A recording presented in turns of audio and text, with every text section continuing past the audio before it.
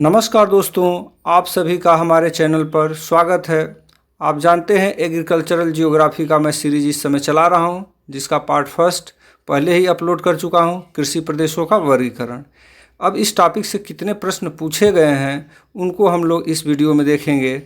तो प्रश्नों की कुल संख्या इस वीडियो में 76 है। तो आइए प्रश्नों को सीधे हम देखते हैं। पहला प्रश्न है, डी व्हिटलसी द्वारा 1936 में दिए major agriculture regions of the earth का प्रकाशन निम्नलिखित में से किसमें हुआ।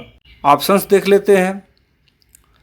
Journal of international agriculture, annals of association of American geographers, the geography of economic activity, the geographer. अनुत्तरित प्रश्न ये राजस्थान असिस्टेंट प्रोफेसर 2023 के सेकेंड पेपर में प्रश्न पूछा गया है। तो इसका ऑप्शन बी सही है, annuls of association of American geographers. इसको याद रखेंगे, 1936 में annuls of association of American geographers journal में यह लेख छपा था इनका। व्हिटलसी ने विश्व की कृषि प्रणालियों का वर्गीकरण किया। उन्होंने कितनी कृषि प्रणालियों की पहचान की है? देखिए वो कई सारी परीक्षाओं में आया हुआ है। तो इसका ऑप्शंस देख लेते हैं हम लोग, 10, 19, 14, 13। तो इसका ऑप्शन डी सही है, 13। इसी को थोड़ा सा दूसरे तरीके से यहाँ पे पूछ रहा है, व्हिटलसी ने बृहद स्तर पर विश्व को कितने कृषि क्षेत्रों में विभाजित किया है। ये राजस्थान स्कूल लेक्चर 2015, नेट जून 2019, उत्तराखंड पीजीटी 2020, यूपी टीजीटी 2021 में। मतलब ये बहुत सामान्य प्रश्न है, ये पूछा जाता है। तो इसके ऑप्शन देखिए, 11 क्षेत्रों में, 12 क्षेत्रों में, 13 क्षेत्रों में, 14 क्षेत्रों में। तो ऊपर ही आप देख लिए हैं 13 था, तो यहाँ पे इसका ऑप्शन सी सही होगा, 13 क्षेत्रों में। व्हिटलसी का डैश क्षेत्रों का वर्गीकरण, किस क्षेत्र का वर्गीकरण इन्होंने किया है? वह सबसे स्वीकृत वर्गीकरण है जो प्राकृतिक और मानव निर्मित वेरिएबल दोनों का उपयोग करता है। ऑप्शंस देखिए, औद्योगिक, किफ़ायती, विकर्ण, कृषि। तो इसका ऑप्शन डी सही है, कृषि। व्हिटलसी का कृषि क्षेत्रों का वर्गीकरण वह सबसे स्वीकृत वर्गीकरण है जो प्राकृतिक और मानव निर्मित वेरिएबल दोनों का उपयोग करता है। अगला प्रश्न देखते हैं, विश्व के कृषि प्रदेशों के सीमांकन में डी व्हिटलसी 1936 द्वारा निम्नलिखित कारकों में किसका प्रयोग नहीं किया गया था। यूपी असिस्टेंट प्रोफेसर 2021 में प्रश्न पूछा गया था। ऑप्शंस देख लीजिए, भूस्वामित्व एवं धृति, ये सही नहीं है। फसलों एवं पशुओं का सहसंबंध सही है। भूमि उपयोग गहनता सही है। कृषि उत्पादित पदार्थों का उपयोग और निपटारा कैसे किया जाता है, तो इसका ऑप्शन ए सही होगा, भूस्वामित्व एवं भूधृति। यह व्हिटलसी के कारकों में शामिल नहीं है।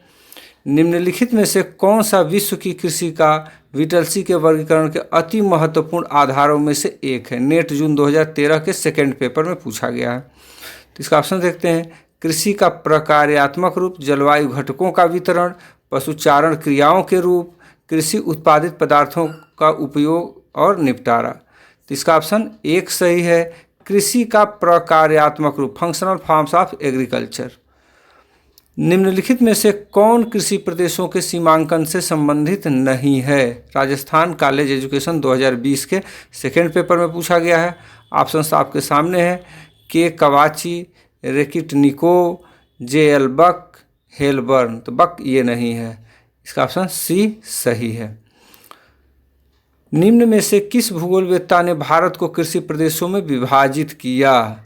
उत्तराखंड पीजीटी 2018 में प्रश्न पूछा गया है। A Ahmad, M Shafi, P Sen Gupta, M S Swaminathan. तो इसका ऑप्शन सी सही है, पी सेन गुप्ता। कृषि प्रदेशों के विभाजन में निम्नलिखित में से किस विद्वान ने जीवन प्रदेश एवं मृत्यु प्रदेश शब्दों का इस्तेमाल किया? राजस्थान असिस्टेंट प्रोफेसर 2023 के सेकेंड पेपर में। देखिए इसी से 2 क्वेश्चन आ गए सेम एक एग्जाम में। तो जोनासन, थार्थवेट, बेकर, हटिंगटन। तो इसका ऑप्शन ए सही है, जोनासन। निम्नलिखित में से कौन सा बागाती कृषि का क्षेत्र नहीं है? प्लांटेशन एग्रीकल्चर का क्षेत्र नहीं है, ये पूछ रहा है। राजस्थान में देखिए 20 में पूछा गया है। दक्षिणी पूर्वी ब्राज़ील, पूर्वी संयुक्त राज्य America, Malaysia, Indonesia, West Indies. तो इसका ऑप्शन हो जाएगा, आप देख रहे हैं दक्षिणी पूर्वी एशिया में प्लांटेशन कृषि बहुत डेवलप है। मलेशिया, इंडोनेशिया इसमें भी हो गया और वेस्ट इंडीज में भी है। ये पूर्वी संयुक्त राज्य अमेरिका बहुत डेवलप्ड जो है कि कमर्शियल एरिया है। तो इसका ऑप्शन बी सही होगा, पूर्वी संयुक्त राज्य अमेरिका। निम्न में से कौन सा बागाती फसल नहीं है? ऑप्शंस देख लेते हैं। कॉफ़ी, गन्ना, रबर और गेहूँ। तो कॉफ़ी, गन्ना और रबर यह बागाती फसल है। इसमें गेहूँ नहीं है, तो इसका ऑप्शन डी सही है, गेहूँ। इनमें से कौन सा बागाती फसल नहीं है? फिर उसी तरह से प्रश्न पूछ रहा है। एमपी सेट 2017-18 में पूछा गया है। आप ये देखिए किन परीक्षाओं में पूछा गया है, इसको मैं बार बार जिक्र नहीं करूँगा, आप देखते रहेंगे इसको। चाय, कपास, कॉफ़ी, कोको, तो बागानी फसल नहीं है। तो इसमें भी वही पूछ रहा है, ऑप्शन उसी तरह से हैं। तो इसका आप देखेंगे तो कपास को एनसीईआरटी में दिया हुआ है कि ये बागानी फसल है, लेकिन यहाँ पे जितनी भी परीक्षाओं में आया हुआ है हर जगह कपास को माना है कि ये बागाती फसल नहीं है। तो इसका ऑप्शन बी सही हो गया। निम्न में से कौन सा बागानी फसल नहीं है? एमपी सेट 2018 में सेम क्वेश्चन आ गया। सब्जियां यहाँ दे रहा है, फल दे रहा है, फूल दे रहा है, मधुमक्खी पालन दे रहा है। बागानी फसल, हार्टिकल्चर की बात कर रहा है। तो इसका ऑप्शन कौन सा सही होगा? डी, मधुमक्खी पालन। निम्नलिखित में से कौन सी कृषि ह्रासमान प्रकृति की है और उसका महत्व लगातार घटता जा रहा है? तो इसका ऑप्शंस देख लेते हैं। वाणिज्यिक पशुपालन, उष्णकटिबंधीय बागाती, गहन निर्वाह, स्थानांतरणीय कृषि। तो स्थानांतरणीय कृषि, शिफ्टिंग कल्टीवेशन ही है जिसका महत्व घटता जा रहा है। इसका ऑप्शन डी सही हो गया। विश्व में बागाती कृषि के मुख्य क्षेत्र निम्न में कहाँ स्थित है? भूमध्य सागरीय प्रदेशों में, शुष्क क्षेत्र में, शीतोष्ण प्रदेश में, उष्ण प्रदेश में। तो इसका ऑप्शन है डी, उष्ण प्रदेश में। कृषि के अत्यधिक विशेषीकृत रूप का संबंध किससे है? जिसमें कहवा, चाय और रबड़ जैसी फसलें उगाई जाती हैं। यूपी टीजीटी 2013 में पूछा गया है। बहुविध फसल, बागाती कृषि, सीढ़ीदार कृषि, विस्तृत कृषि। तो इसका ऑप्शन बी सही है, बागाती कृषि। निम्न में से कौन सा गहन निर्वाह धान कृषि के अंतर्गत नहीं आता है? तो इसका ऑप्शन देखिए। दक्षिणी पूर्वी एशिया, ठीक है, दक्षिणी चीन और जापान, भारत का तटीय और डेल्टा क्षेत्र, नील घाटी और डेल्टा। तो इसका ऑप्शन सी सही है, नील घाटी और डेल्टा। तो इसमें कपास के उत्पादन के लिए यह प्रसिद्ध है, नील घाटी और इसका डेल्टा। विश्व के अधिकांश व्यापारिक पशुपालन क्षेत्रों में भेड़ तथा बकरियां अधिक संख्या में पाली जाती हैं। गाय तथा बैल अधिक संख्या में पाले जाते हैं। उपरोक्त दोनों, एक और दो, दोनों गलत हैं। तो इसका ऑप्शन देखेंगे सी सही है, उपरोक्त दोनों सही हैं। निम्नलिखित में से कौन सा कथन सत्य है? यूपी पीजीटी 2009 में पूछा गया है। कथन देख लीजिए। संयुक्त राज्य अमेरिका में ट्रक फार्मिंग से आशय कपास उत्पादन से है, गलत है। संयुक्त राज्य अमेरिका में ट्रक फार्मिंग से आशय दुग्ध उत्पादन से है, गलत है। संयुक्त राज्य अमेरिका में ट्रक फार्मिंग से आशय कृषि के साथ साथ फल एवं सब्जियों के उत्पादन से है। तो इसका ऑप्शन सी सही है। संयुक्त राज्य अमेरिका में शहरों की परिधि में सब्जियों, फलों और फूलों की गहन खेती को क्या कहते हैं? ऑप्शंस देख लीजिए। Truck farming, factory farming, market gardening, agri farming. तो इसका ऑप्शन ए सही है, ट्रक फार्मिंग। ट्रक फार्मिंग किससे संबंधित है? घुमा फिरा के क्वेश्चन ये पूछ रहा है। बहुत सामान्य प्रश्न है, ये सबको आ जाता है लगभग। तो साग सब्जी, दूध, अनाज, मुर्गी पालन। तो इसका ऑप्शन ए सही है, साग सब्जी। किससे संबंधित है? साग सब्जी, फल फूल से संबंधित है। तो इसमें अनाज, दूध, मुर्गी पालन गलत है। ट्रक कृषि तथा कारखाना कृषि के क्रमशः मुख्य उत्पादों की पहचान करें। करते हैं भाई। सब्जियां और टिम्बर की लकड़ी, मक्का और मांस, सब्जियां और कुक्कुट उत्पादन, फूल और फल। तो इसका ऑप्शन सी सही है, सब्जियां और कुक्कुट उत्पादन, वेजिटेबल्स एंड पोल्ट्री। व्यापारिक दुग्ध उद्योग प्रारंभ हुआ। Commercial dairy farming originated in, कब, कहाँ? उत्तरी अमेरिका में, यूरोप में, दक्षिणी अमेरिका में, ऑस्ट्रेलिया में। तो इसका ऑप्शन बी सही है, यूरोप में। कॉमर्शियल डेयरी फार्मिंग में निम्नलिखित में से किस देश का प्रथम स्थान है? ऑप्शन देखिए। यूएसए, भारत, चीन और पाकिस्तान। तो इसका ऑप्शन ए सही है, यूएसए। टेपियोक और याम उपजाए जाते हैं इस विधि द्वारा। किस विधि द्वारा? ऑप्शंस देखते हैं। झूम कृषि, गहन कृषि, निर्वाह कृषि, रोपाई कृषि। इसका ऑप्शन बी सही है, गहन कृषि। पशुपालन किस देश के निवासियों का मुख्य पेशा है? ऑप्शंस देखिए, यूक्रेन, प्रेरीज, मिस्र और फिलीपींस। तो इसका ऑप्शन बी सही है, प्रेरीज। निम्नलिखित में से कौन सा क्षेत्र वाणिज्यिक डेयरी कृषि के प्रमुख क्षेत्रों में सम्मिलित नहीं किया जाता है? ऑप्शंस आपके सामने है, उत्तरी पश्चिमी यूरोप, कनाडा, इंडोनेशिया एवं मलेशिया, दक्षिणी पूर्वी ऑस्ट्रेलिया, न्यूजीलैंड एंड तस्मानिया। तो इसका ऑप्शन 3 सही होगा, इंडोनेशिया एवं मलेशिया को सम्मिलित नहीं किया जाता है। निम्नलिखित में से किस विद्वान ने विश्व को प्रमुख कृषि प्रदेशों में विभाजित किया है? देखते हैं ऑप्शंस, कोस्ट्रोविकी, वान थ्यूनेन, वीवर और व्हिटलसी। तो इसका ऑप्शन डी सही है, व्हिटलसी। वह कृषि पद्धति जिसमें कृषक अपने साथ अपने परिवार के भरण पोषण के लिए फसलें उगाता है, यूपी पीजीटी 2003 में पूछा गया है। ऑप्शंस देखिए, स्थानांतरी कृषि कहलाता है, जीविकोपार्जी कृषि कहलाता है, गहन कृषि कहलाती है, मिश्रित कृषि कहलाती है। तो इसका ऑप्शन बी सही है, जीविकोपार्जन कृषि कहलाता है। निम्नलिखित में से कौन गहन जीविका खेती का एक गुणधर्म नहीं है? केबीएस पीजीटी 2013 में प्रश्न पूछा गया है। फसल विशेषज्ञता, गहन श्रम, फसलों का उच्च सघनता, उपज बढ़ाने के लिए खाद का प्रयोग। तो इसका ऑप्शन ए सही है, फसल विशेषज्ञता। निम्नांकित में से कौन सी गहन निर्वाह कृषि की विशेषता है? राजस्थान स्कूल लेक्चर 2018 में पूछा गया है। ऑप्शंस देखिए, खेतों का बड़ा आकार, गहन निर्वाहन कृषि की बात कर रहा है कि लक्षण है, तो ये खेतों का बड़ा आकार ये तो नहीं है, उच्च यंत्रीकृत नहीं है, प्रति एकड़ उच्च उपज परंतु प्रति व्यक्ति कम उपज, यही इसका सही है, ऑप्शन सी सही है। प्रति एकड़ कम उपज परंतु प्रति व्यक्ति उच्च उपज विस्तृत अनाज कृषि का ये होता है। अगला प्रश्न है, निम्नलिखित में से कौन गहन कृषि से संबंधित नहीं है? देखते हैं, चीन में गेहूं की खेती, भारत में चावल की खेती, कनाडा में गेहूं की खेती, कैलिफोर्निया में फलों की कृषि। तो इसका ऑप्शन सी सही है, कनाडा में गेहूं की खेती। गहन निर्वाह कृषि प्रचलित है, यूपी पीजीटी 2006 में पूछा गया है। चीन में, कनाडा में, ब्राज़ील में, रूस में। तो इसका ऑप्शन ए सही है, चीन में। किन देशों के किसान अपनी कृषि की गहनता के लिए प्रसिद्ध हैं? देखते हैं ऑप्शंस, ब्राज़ील एवं कोलंबिया, म्यांमार एवं थाईलैंड, चीन एवं जापान। तो इसका ऑप्शन सी सही है, चीन एवं जापान। दक्षिणी पूर्वी एशिया में कौन सा कृषि प्रारूप प्रचलन में है? देखिए पीजीटी चल रहा है, यूपी पीजीटी, अभी एग्जाम होने वाला है इसका, तो आप लोग ध्यान दीजिए प्रश्नों पर। मिश्रित खेती, शुष्क खेती, डेयरी कृषि, सघन जीवन निर्वाह कृषि। इसका ऑप्शन डी सही है, सघन जीवन निर्वाह कृषि। जीवन निर्वाह कृषि प्रणाली में विविध रूपायित फसल प्रारूप निर्धारित होता है। नेट जून 2010 के सेकेंड पेपर में पूछा गया है। स्थानीय मांग द्वारा, स्थानीय संसाधन आधार द्वारा, बाजार की शक्तियों द्वारा, प्राविधिकी जानकारी द्वारा। तो इसका ऑप्शन देखेंगे तो इसमें से आपको कूट चुनना है, तो इसका ऑप्शन 1 सही है।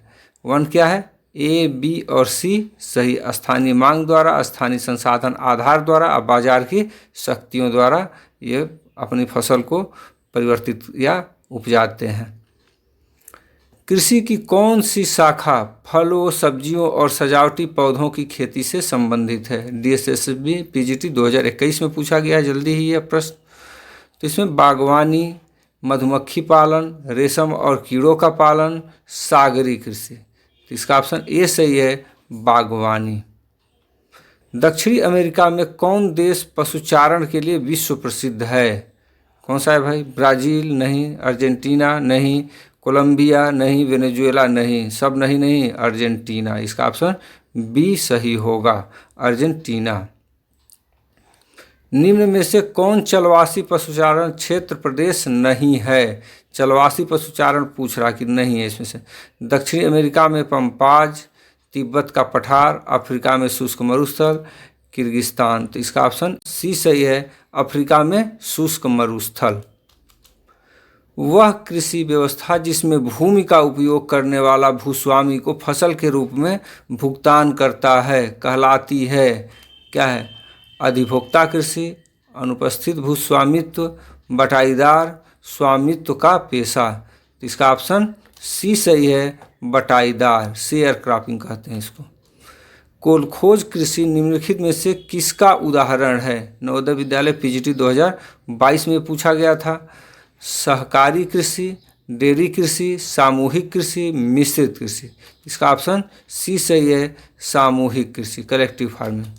यहाँ पे देखिए दिया हुआ है, एनसीईआरटी 12th के बुक में ये दिया हुआ है कि कोलखोज जो होता है वह सामूहिक कृषि का भाग है। तो यहाँ पे आप देख सकते हैं, उसी से क्रॉप करके यहाँ पे मैं लगाया हूँ। नवोदय विद्यालय का जो पीजीटी 2022 का पेपर है उसका एनालिसिस करके मैं आप लोगों को दिया हूँ कि सभी के सभी प्रश्न कहाँ से पूछे गए हैं, एनसीईआरटी से पूछे गए हैं। इसलिए यदि आप नवोदय विद्यालय या केंद्रीय विद्यालय परीक्षाओं की तैयारी कर रहे हैं तो केवल एनसीईआरटी भूगोल के लिए पढ़ें। सामूहिक कृषि की अवधारणा का प्रादुर्भाव हुआ। राजस्थान कॉलेज एजुकेशन 2014 के सेकंड पेपर में पूछा गया है। बोल्शेविक क्रांति के बाद, प्रथम विश्व युद्ध के बाद, सांस्कृतिक क्रांति के बाद, द्वितीय विश्व युद्ध के बाद। तो इसका ऑप्शन ए सही है, बोल्शेविक क्रांति के बाद। यहाँ पे देखिए प्रश्न दिया हुआ है, विश्व में व्यापारिक डेयरी कृषि का सबसे बड़ा क्षेत्र निम्नलिखित में से कौन सा है? केबीएस पीजीटी 2022 में पूछा गया है। तो देखिए दक्षिणी पूर्वी ऑस्ट्रेलिया, उत्तरी पश्चिमी यूरोप, न्यूजीलैंड और कनाडा। तो ये सभी जो है डेयरी फार्मिंग से संबंधित हैं, लेकिन इसमें सर्वाधिक पूछ रहा है तो इसका ऑप्शन होगा दो। कैसे? वाणिज्यिक डेयरी कृषि 3 प्रमुख क्षेत्र हैं। सबसे बड़ा प्रदेश उत्तरी पश्चिमी यूरोप का क्षेत्र है। एनसीईआरटी 12 के किताब में यह दिया हुआ है, वहीं से यह कॉपी किया हुआ है। तो इस तरह से इसका ऑप्शन 2 सही हो गया, उत्तरी पश्चिमी यूरोप। अत्यधिक मशीनीकरण, उच्च प्रति व्यक्ति उपज परंतु कम प्रति एकड़ उपज निम्नलिखित कृषि के किस प्रकार से संबंधित है? केबीएस पीजीटी 2022 में पूछा गया है। गहन निर्वाह कृषि, विस्तृत वाणिज्य अनाज कृषि, मिश्रित कृषि, आदिमकालीन निर्वाह कृषि। तो देखिए यहाँ पे दिया है विस्तृत वाणिज्य अनाज कृषि। इसमें प्रति एकड़ उत्पादन कम होता है परंतु प्रति व्यक्ति उत्पादन अधिक होता है। एनसीईआरटी 12th में यह है। तो इस तरह से इसका ऑप्शन बी सही है, विस्तृत वाणिज्य अनाज कृषि। कृषि का वह प्रकार जिसमें बड़े आकार वाले खेतों में यांत्रिक विधियों से किया जाता है कहलाती है। ऑप्शन देखिए, मिश्रित कृषि, विस्तृत कृषि, उद्यान कृषि, गहन कृषि। तो प्रश्न क्या था? कृषि का वह प्रकार जिसे बड़े आकार वाले खेतों में यांत्रिक विधियों से किया जाता है। तो यह होगा विस्तृत कृषि, एक्सटेंसिव फार्मिंग। इसका ऑप्शन बी सही है। विस्तृत खेती के बारे में निम्नलिखित में से कौन सा कथन सही नहीं है? देखते हैं, विस्तृत कृषि से संबंधित नहीं है। यंत्रीकरण का उच्च स्तर सही है, विशाल जोत सही है, प्रति हेक्टेयर बढ़ती उपज पर जोर, निम्न जनसंख्या घनत्व वाले क्षेत्रों की खासियत। इसका ऑप्शन सी सही होगा, प्रति हेक्टेयर बढ़ती उपज पर जोर। अंगूर की खेती वाले क्षेत्रों की एक महत्वपूर्ण गतिविधि है। केबीएस पीजीटी 2013 में पूछा गया है। देखिए किस गहन जीविका खेती का, भूमध्यसागरीय खेती का, सहकारिता खेती का, विस्तृत खेती का। इसका ऑप्शन बी सही है, भूमध्यसागरीय खेती का। किस प्रकार की खेती में लंबे चौड़े क्षेत्र में एकल फसल बोई जाती है?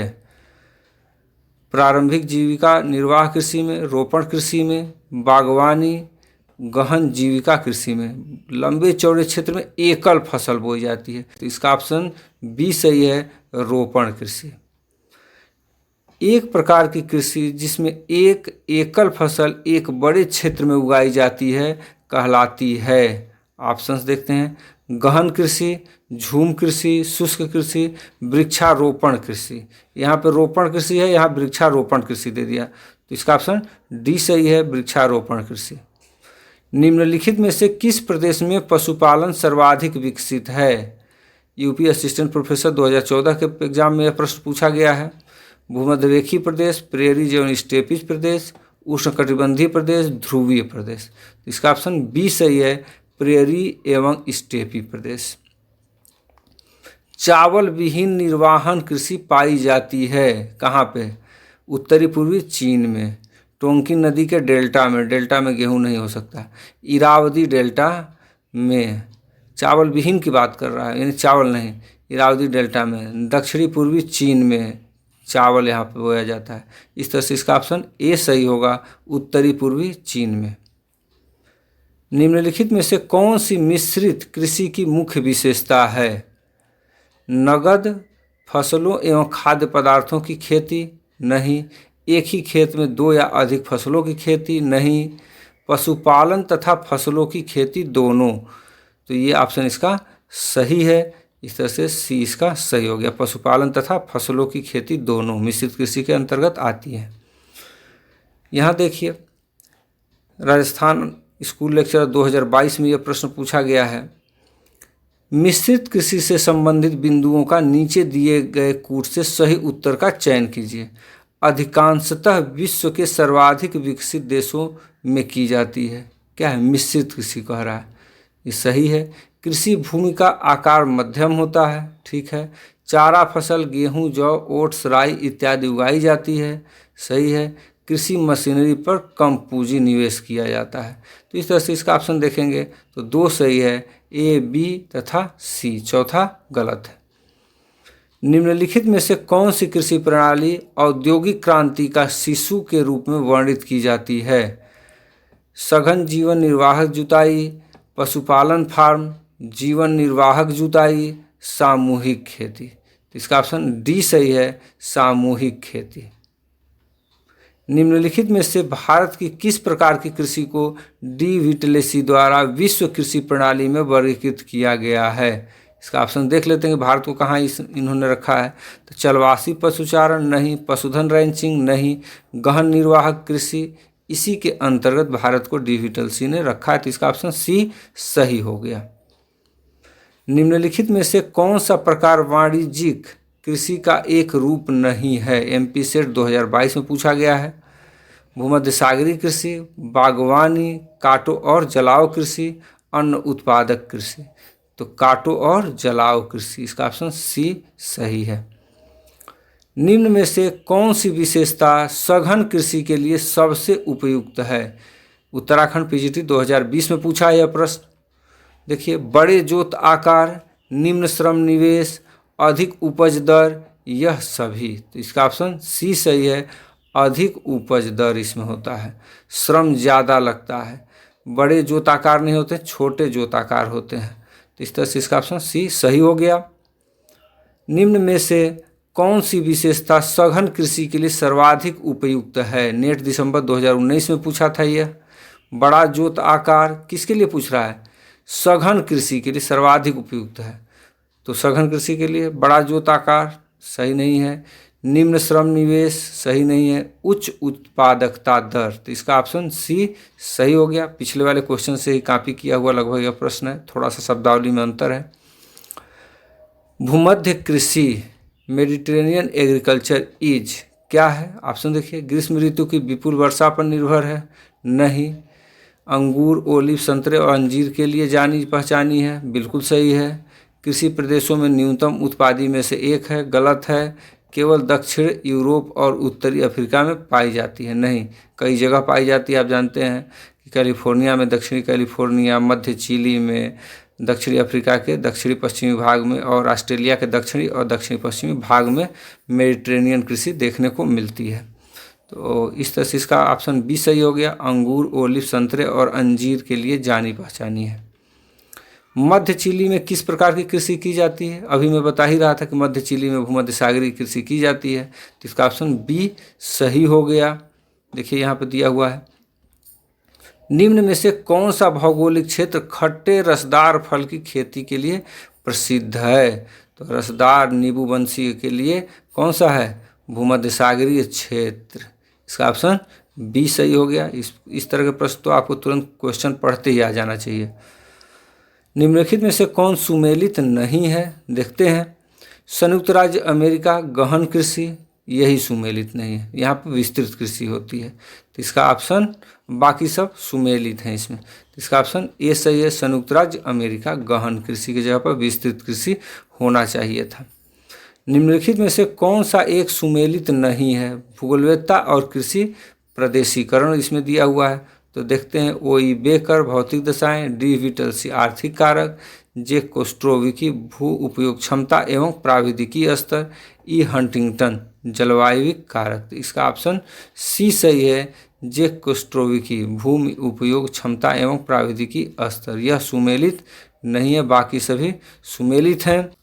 इस प्रश्न को देखिए, कृषि औद्योगिकरण के बारे में निम्नलिखित में से कौन सा गलत है। कृषि औद्योगिकरण के बारे में, बड़े कृषि फर्मों की ज़रूरत होती है, प्रति इकाई उत्पादन में कम श्रम बल लगता है, सुयोग्य प्रबंधक, रासायनिक उर्वरकों और कीटनाशकों का कम प्रयोग। तो इसका ऑप्शन 4 गलत है, रासायनिक उर्वरकों और कीटनाशकों का कम प्रयोग। कौन सा गलत है पूछा है, इसका चौथा ऑप्शन सही हो गया। निम्नलिखित में से गहन खेती की मुख्य विशेषताएं हैं, क्या है? श्रम का अधिक उपयोग, आबादी का उच्च घनत्व, स्वामित्व का छोटा आकार, बिल्कुल सही, मशीनरी पर जोर। तो ये गलत है। बाकी ए बी सी कहाँ पे है? ए बी सी चौथा। तो इसका ऑप्शन चौथा सही हो गया।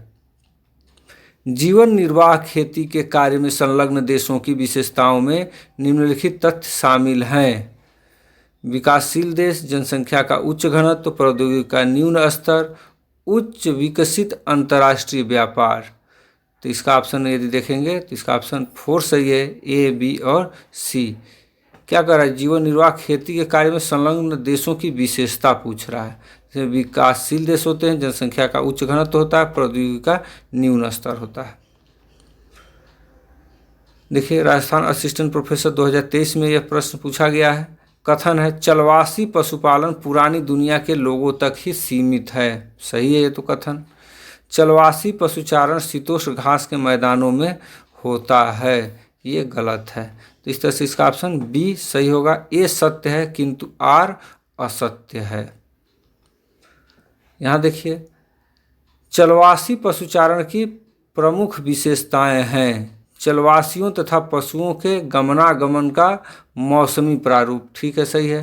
ट्रांसह्यूमेंस ये देखने को मिलता है। अस्थायी चारागाहों में पशुपालन गलत है। पशुओं को विक्रय करने हेतु पाला जाता है, सही नहीं है। तो इस तरह से इसका ऑप्शन 3 सही है, ए और बी दोनों सही हैं, बाकी 2 ये गलत हैं। नीचे 2 कथन दिए गए हैं, एक अभिकथन और दूसरा तर्क है। तो अभिकथन देखते हैं। सघन जीवन निर्वाह कृषि में पशुपालन फसल उत्पादन की एक अल्प उपजीविका है।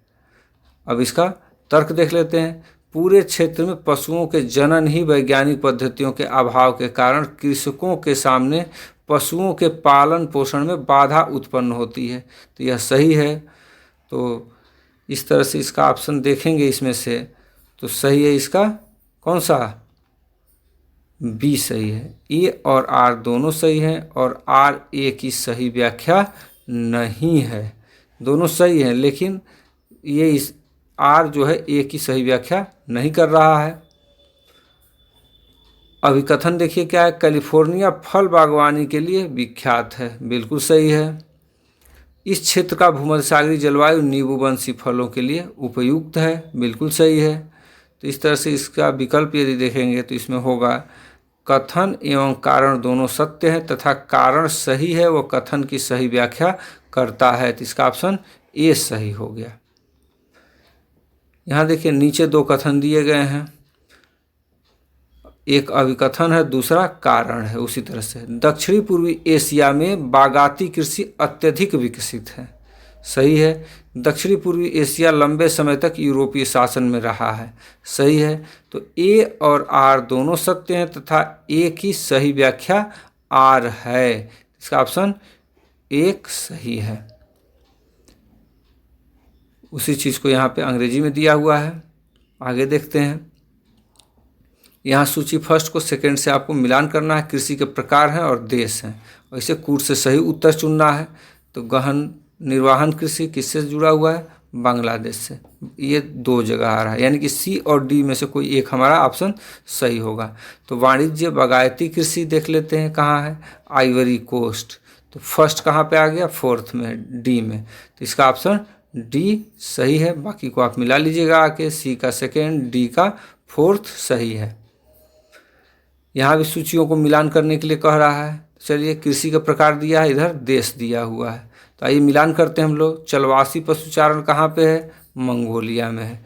एक जगह ये आ रहा है सी में। तो इस तरह से हमारा उत्तर यहीं क्लियर हो गया। इसका ऑप्शन सी सही है। बाकी बी का सेकेंड, सी का थर्ड और डी का फर्स्ट सही है। सूची फर्स्ट और सूची सेकेंड का यहाँ भी मिलान करना है। देखिए विटलसी के कृषि प्रदेश और इधर देश दिया हुआ है, किससे संबंधित है ये। तो आइए मिलान करते हैं। कमर्शियल डेयरी फार्मिंग न्यूजीलैंड में की जाती है। ये थर्ड केवल एक जगह है, ए में। तो यहीं से हमारा उत्तर मिल गया। इसका ऑप्शन ए सही है। बी का फर्स्ट, सी का फोर्थ और डी का सेकेंड सही है। यहाँ देखिए, यहाँ भी सूची दिया हुआ है। कृषि पद्धतियों के इधर प्रकार है। अब मुख्य क्षेत्र दिया हुआ है, इधर आमने सामने न दे करके ऊपर नीचे दिया है और इसका आपको मिलान करना है। तो मिलान करके और इसमें से उत्तर आपको छांटना है। 1 2 3 4 या 5 में से कौन सा सही होगा। तो इसको मिलान करने पर आप देखेंगे इसका ऑप्शन 3 सही है। ए का फोर्थ, बी का फर्स्ट, सी का सेकेंड, डी का थर्ड सही है। नेक्स्ट वीडियो दोस्तों विश्व की प्रमुख फसलों से संबंधित एग्रीकल्चर जियोग्राफी पार्ट 2 में मैं आप लोगों को दूंगा। ये बहुत ही महत्वपूर्ण टॉपिक है, इससे काफ़ी प्रश्न पूछे जाते हैं। गेहूं, चावल, मक्का, गन्ना, चाय, काफ़ी, रबर, जूट, कपास आदि से संबंधित। इसके अलावा अन्य भी शब्दावलियाँ हैं जिसको इसमें मैं व्याख्या किया हूँ। इसलिए इस वीडियो को आप लोग ज़रूर से देखिएगा। हमारे साथ अंत तक बने रहने के लिए आप सभी का बहुत बहुत धन्यवाद।